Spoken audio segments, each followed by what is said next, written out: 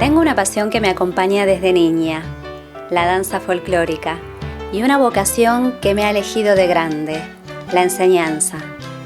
En mi formación académica me he nutrido con obras de investigadores, recopiladores y autores que han dado a conocer nuestras danzas. Todo esto despertó en mí la inquietud de conocer más. Quiero saber la situación actual de las mismas, si aún se practican, si han sufrido cambios o si desaparecieron.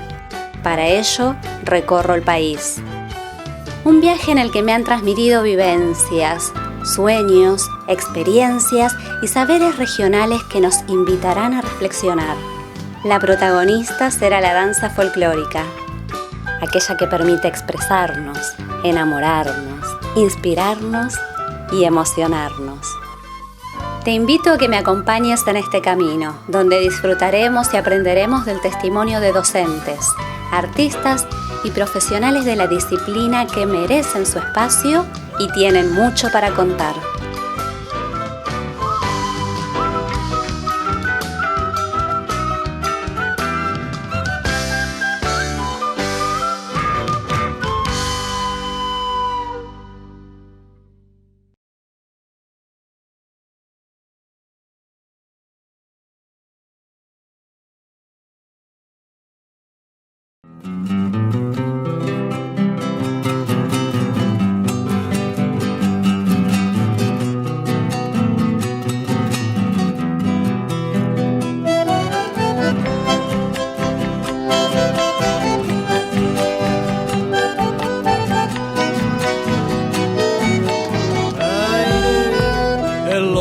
De Areco.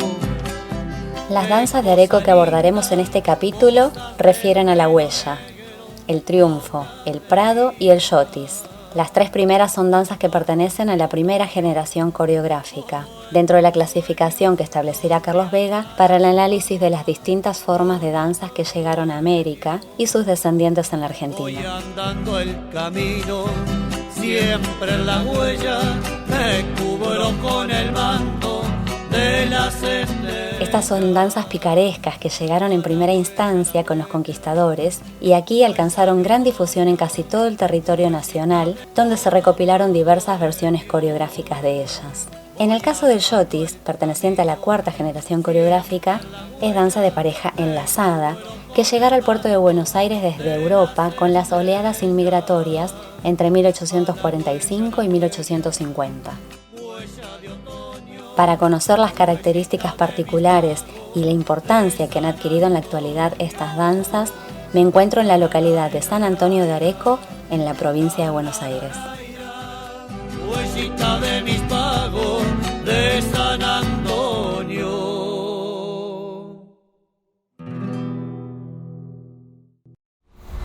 Bienvenidos a un nuevo capítulo de Por los Caminos de la Danza. En esta oportunidad nos encontramos en el Parque Criollo, en San Antonio de Areco, en la provincia de Buenos Aires, en la compañía del profesor Juan Bautista Castaños, quien es profesor de la Escuela Municipal de Danzas Ricardo Guiraldes. Bienvenido, muchísimas gracias por acompañarnos y prestar tu testimonio. Bueno, gracias a ustedes por la invitación y felicitarlos por el laburo que hacen. No, por favor, gracias a vos, porque bueno, sabemos que venís haciendo un trabajo muy importante con los alumnos y por eso queremos también que vos compartas tu experiencia desde este lugar que tiene una serie de danzas que queremos abordar y que nos cuentes por qué huella de Areco, por qué triunfo de Areco, por qué prado de Areco. Bueno, tienen que ver con la identidad de San Antonio de Areco, ¿no? Y es necesario para abordarlo desde ese lugar de la construcción de la identidad pueblerina, en este caso de Areco.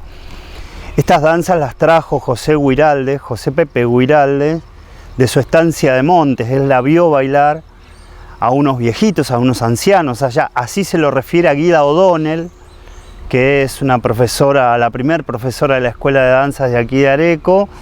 Y él se las pasa y ellas las transcriben los coreogramas y las empiezan a enseñar en Areco, ¿no?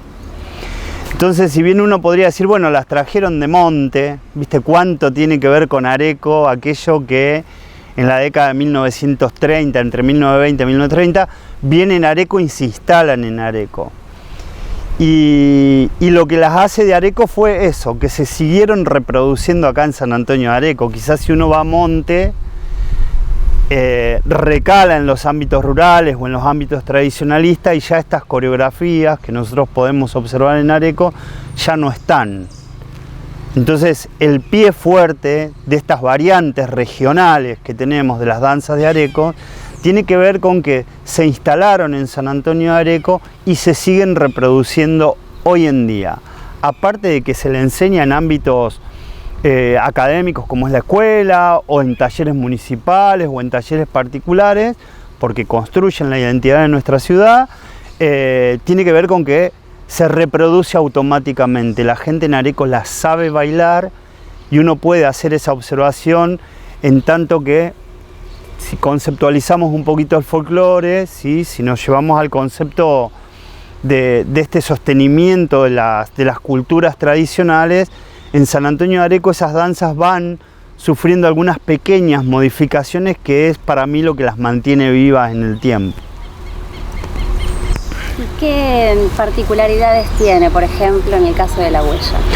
Bueno, la huella de Areco, la primera particularidad es que, según mis quizás escasos conocimientos, es la única huella que tiene una variante regional, ¿no?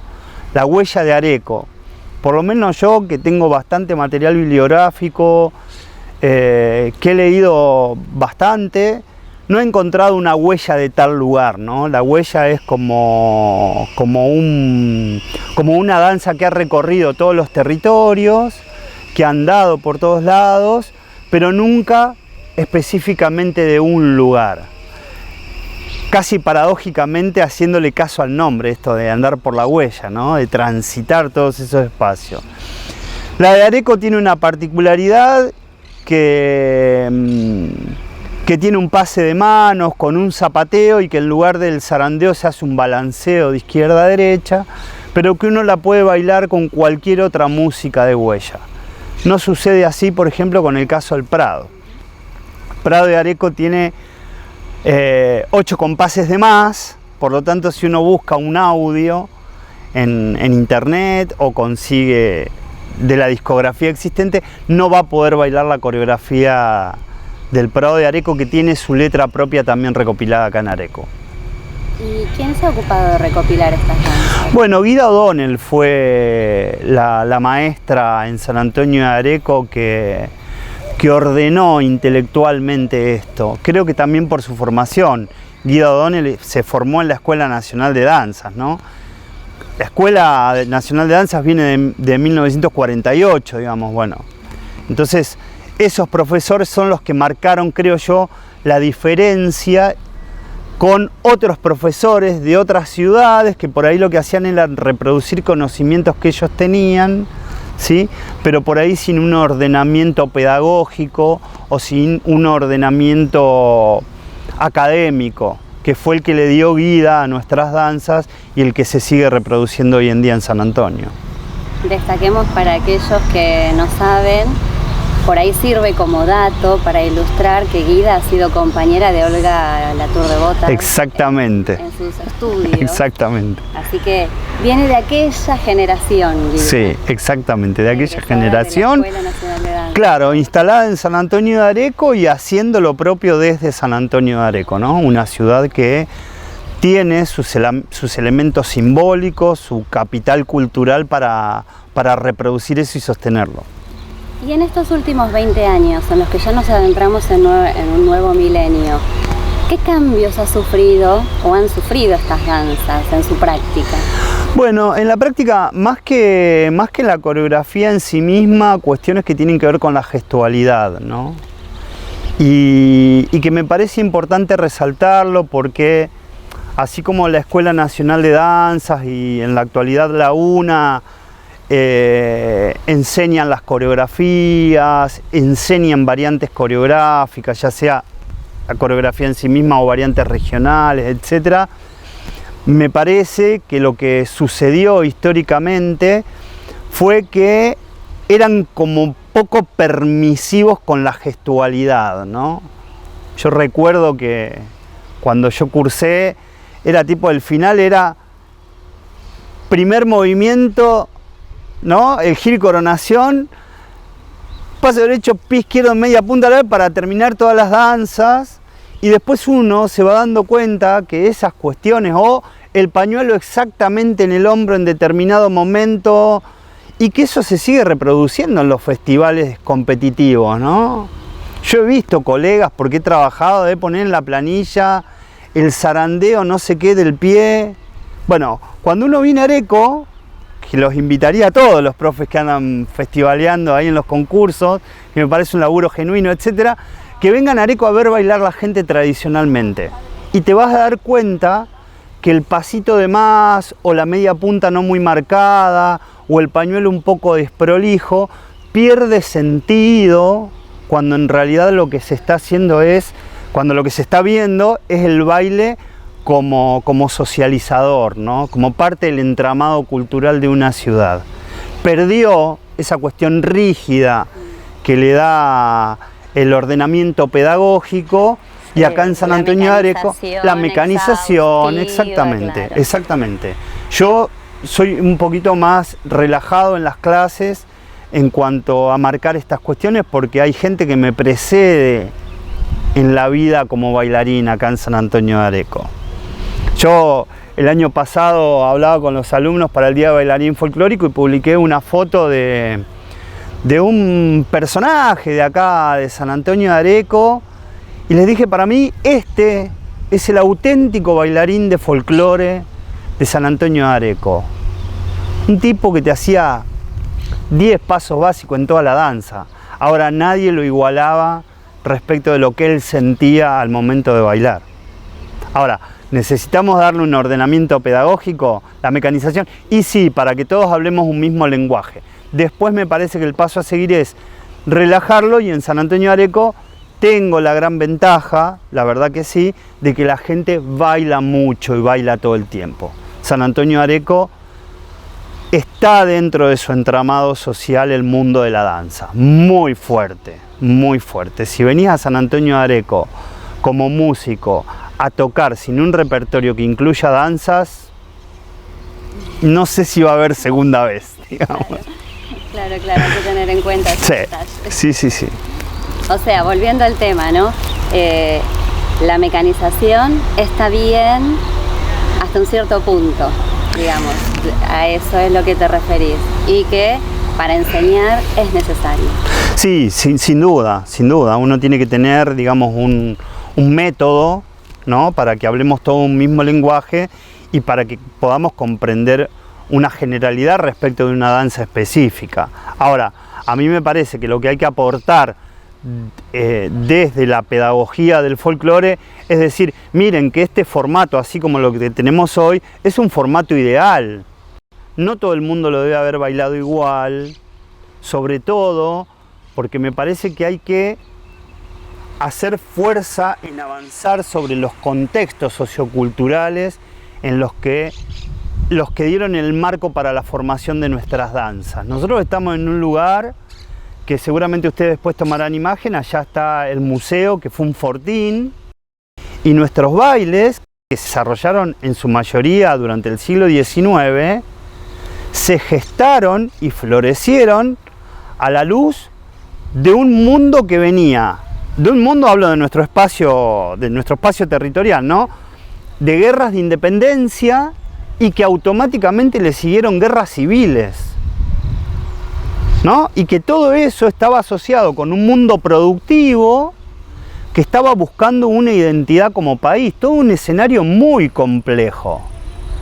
En ese escenario es que se gestaron nuestros bailes criollos. Entonces pensar que había 10 gauchos acá en el Fortín que hoy estaban corriendo ganado cimarrón, que a la noche estaban ahí cuidadosos de que no viniera el indio, o que no vinieran montoneras a llevarse parte del ganado que habían tratado de juntar, digamos, en ese clima belicoso, es imposible pensar que alguien hacía un giro o que tenía los brazos exactamente puestos así, digamos.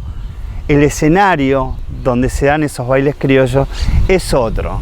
La mayoría de esa gente no podía diferenciar izquierdas de derecha. Y no lo digo peyorativamente, lo digo bien, fue parte del desarrollo y me parece que no hay que perderlo de vista. ¿Y en qué ámbito se puede ver bailar hoy estas danzas en la actualidad? Acá en Areco en todos. Acá en Areco peña que hay, los grupos todos tocan.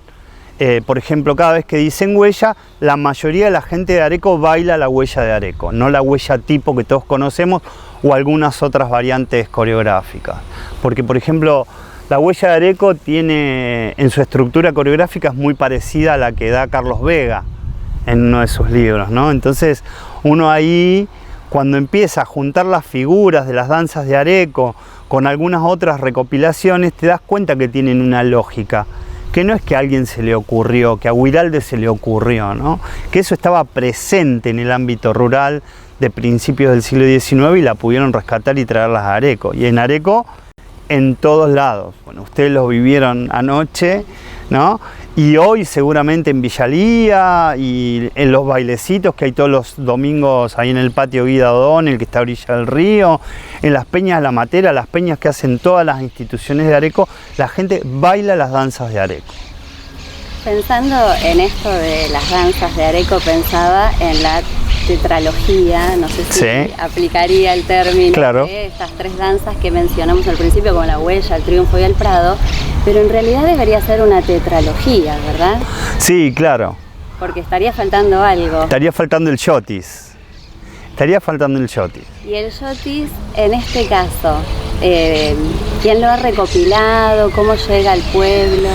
Bueno, a ver, en términos generales, yo creo que no aplica todo para las danzas como de Areco, ¿no? Aplica más verlas en un contexto general.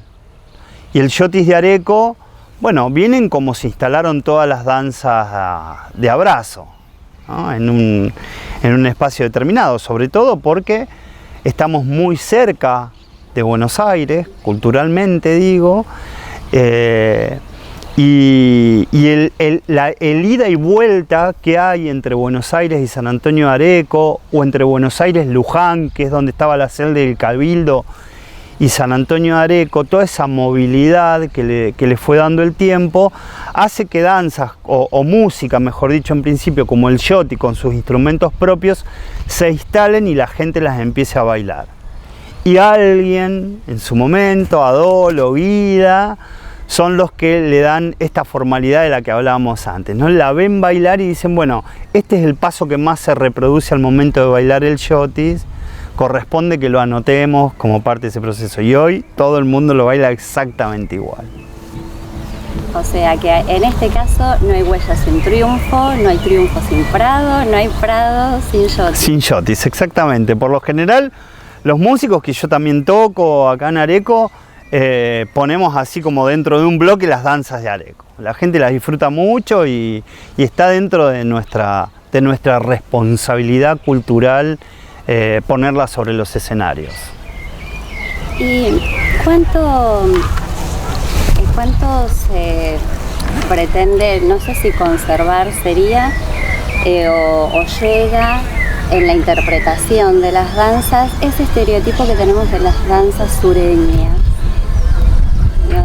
Digo, en la interpretación de la gente, ¿no? Bueno, sí hay, porque si bien uno puede ver un clima festivo en las peñas, etcétera, etcétera, siempre el gesto no es tan, por llamarlo de alguna manera, santiagueño, no esa cosa de sangre efervescente, sino que son danzas mucho más adustas en su gestualidad. Uno las nota y uno las ejecuta también de esa forma, ¿no? No aplicarle el bombo, o quizás un bombo muy suavecito como para que haya un bajo ahí sonando de atrás, digamos, para darle una estética musical, pero no como un elemento constitutivo de la danza. Aquí la gente para bailar es adusta, sobre todo en las danzas, lo que conocemos como danzas sureñas.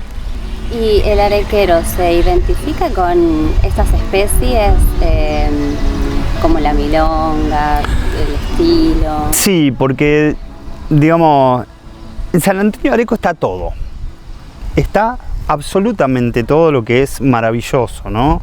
Porque aparte es un trabajo de muchos años y de mucha gente que viene luchando por determinados espacios y rivalizando también con cuestiones muy arraigadas, porque nuestros pueblos, no Areco, hablo de nuestros pueblos, San Andrés de Giles, Carmen, Capilla del Señor, estos pueblos de este espacio territorial de la provincia de Buenos Aires,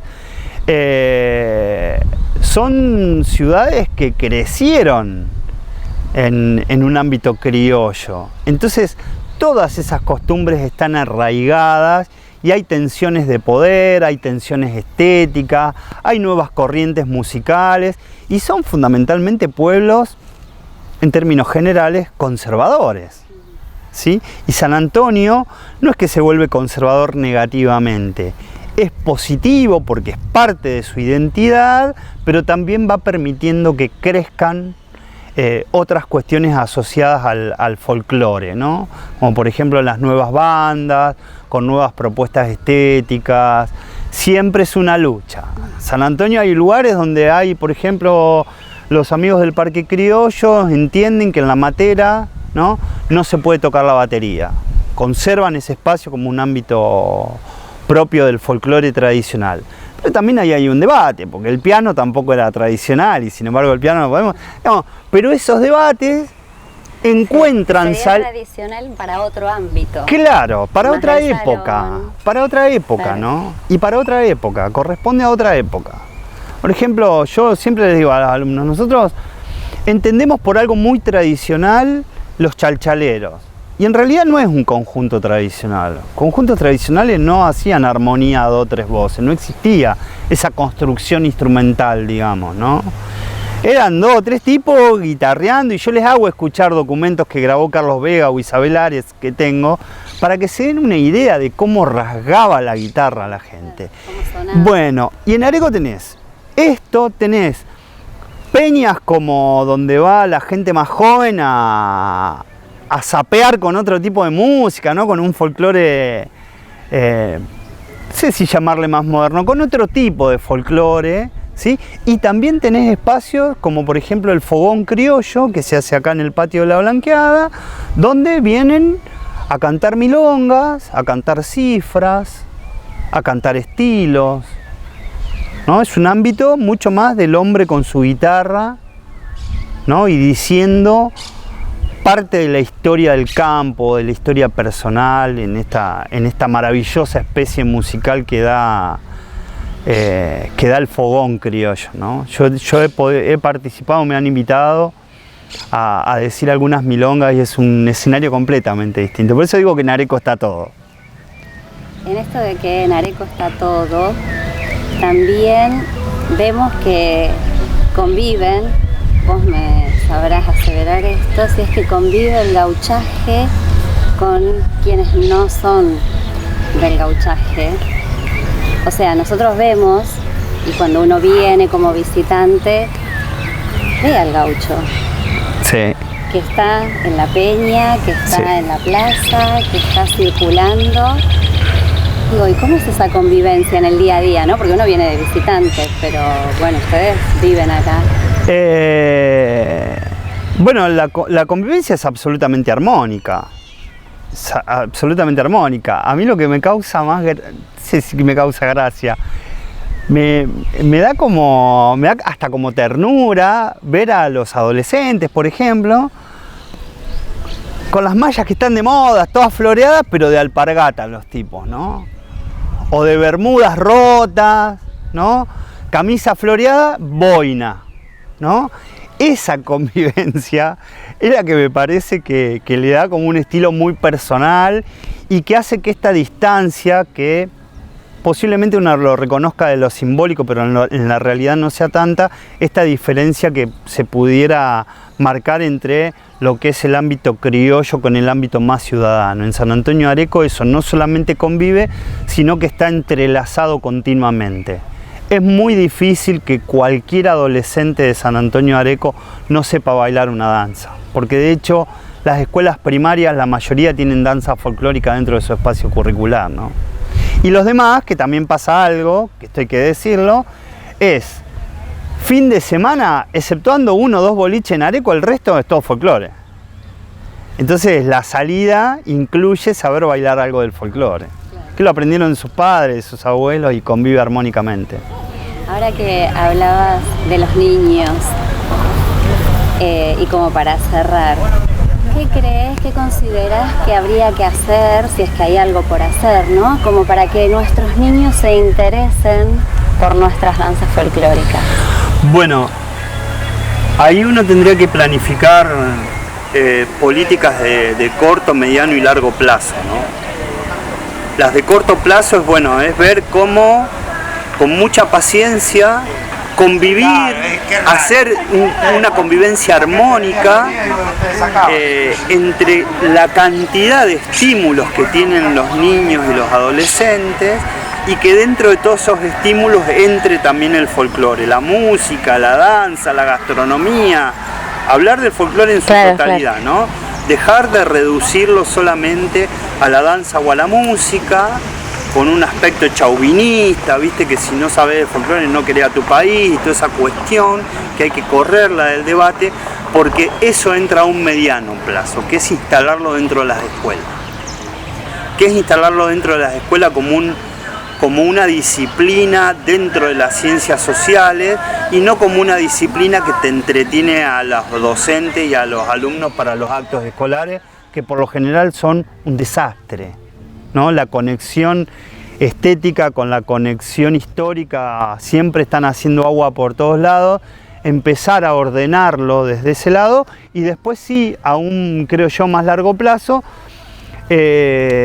darle más lo que nosotros estudiamos como folclore aplicado, ¿no? Claro. Comprender que hoy también hay un folclore en construcción y que viene de toda esta corriente del corto, del mediano y hacia un largo plazo. Poder comprender que hay nuevas manifestaciones culturales que se están expresando hoy y que van a ser el folclore del día de mañana.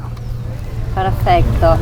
Bueno, Bautista, ha sido muy interesante, muy constructivo, por supuesto, así que te agradecemos tu valiosa colaboración, tu aporte, y te dejamos como también agradecimiento de la Academia Nacional del Folclore, los cuadernos del folclore, donde vas a encontrar publicaciones sobre investigaciones del folclore, y las revistas Ecos del Folclore, que son publicaciones, como te digo, de la Academia Nacional del Folclore. Ay, bueno, muchísimas gracias. Muchas gracias. Ya que lo aprovecho mucho porque me gusta mucho leer, me gusta mucho prepararme, y aparte, bueno, la Academia Nacional del Folclore, ni más ni menos, ¿no? Muchísimas gracias por tu aporte, y bueno, será hasta otro momento que la vida nos cruce por los caminos de la danza. Seguramente. Muchas gracias a ustedes.